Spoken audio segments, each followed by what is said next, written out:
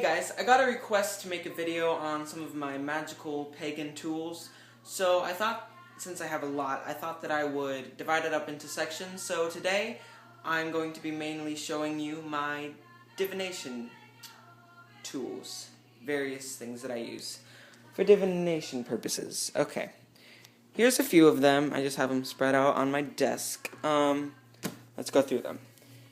I have this great book on palmistry, The Universal Guide by Nathaniel Altman. Haven't read it all the way through, but it does seem very comprehensive. There's great wealth of information in there. So, great book. I found it at Barnes & Noble, I think. Okay. In this pouch are my tarot cards. I'm going to set down my camera. No, I'm not. I'm going to open them.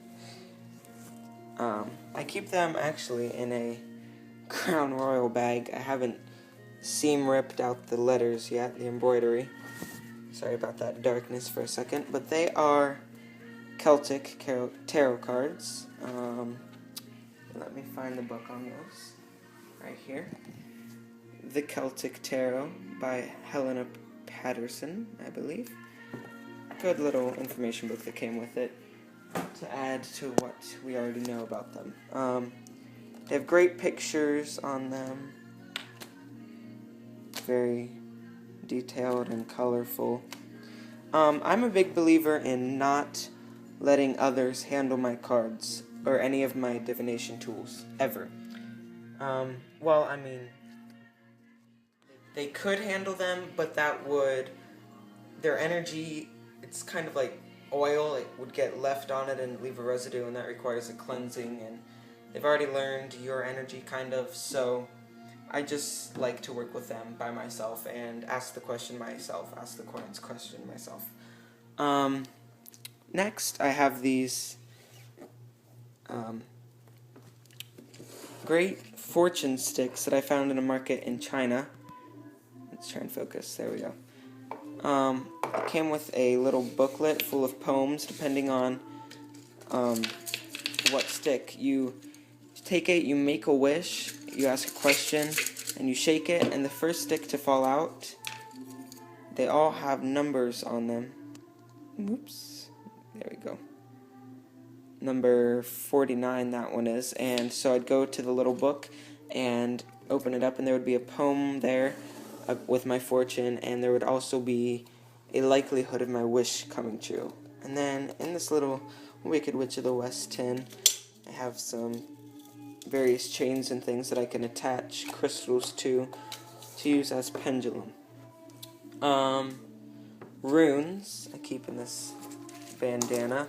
I've made my runes myself out of flat stones that I found in permanent marker, actually. So yes, I just took a bunch of flat stones and inscribed the runes upon them, and they work great for my purposes. A little gritty, makes my teeth hurt, kind of, but they're still good nonetheless. I also have some other cards. This is a deck of 8 cards, and they're fairly simple to read. You just, whatever comes right side up are the qualities of that prediction of the result. I do occasionally use playing cards. There's some great resources that you can use, that you can find online, that will give you the meanings of all the cards, and since they are derived from tarot cards, they will work good under any circumstances, usually. The last tool that I will show you is my black scrying mirror. I also think that other people should not be allowed to look into the surface of this mirror, except for me. That's just a personal belief again. And as you can see, I keep all of my tools contained in a cloth or something. That just keeps them pure and keeps excess energies off. I will show you the tilted surface of this. Let me just, there we go. Yes, that is my scrying mirror. It is actually a round picture frame, and the glass is in it, and behind it on the cardboard sheet I painted it black and I left it to dry, and then I just put it back in and the glass over it, and it makes a great black reflective surface. And I just keep that wrapped up with this orange cloth to keep out unwanted energies and keep anyone from peeking through on the other side.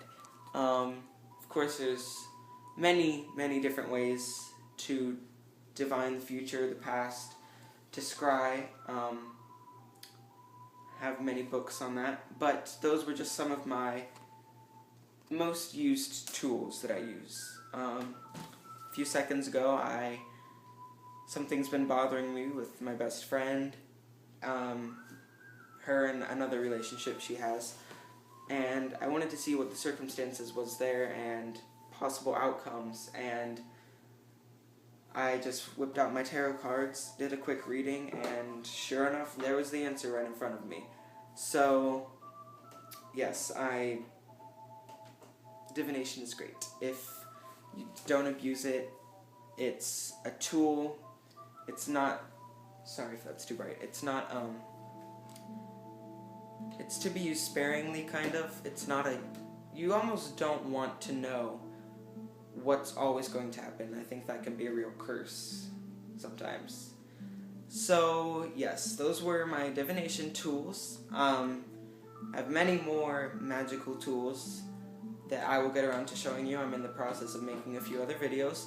So, yes, stay tuned for those. You know where to subscribe. Shoot me any messages if you have anything to ask or just to say hello.